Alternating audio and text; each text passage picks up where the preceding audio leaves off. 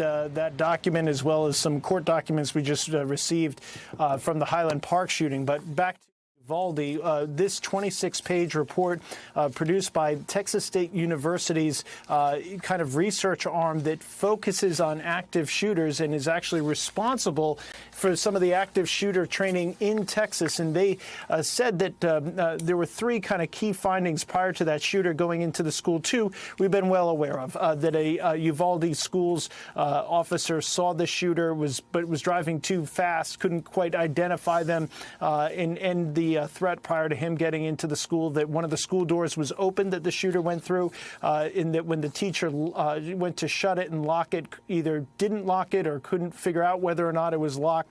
But the third component of this is something that is new today, and that was information received that a Uvalde City police officer apparently had the shooter in his rifle sight. So he had a rifle, he was in his sights, identified the shooter as having a gun, asked for permission, though, to shoot first, and by the time the shooter was out of range, it was over. So he never got permission to fire that shot, and he never fired the shot himself.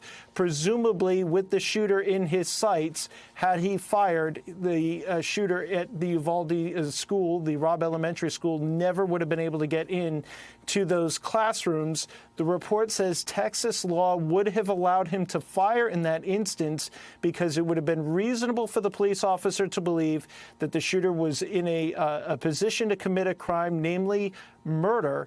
And under Texas state law, he could have fired without asking for any approval. So that is yet another card in the stack of issues that occurred in Uvalde. Thanks for watching our YouTube channel. Follow today's top stories and breaking news by downloading the NBC News app.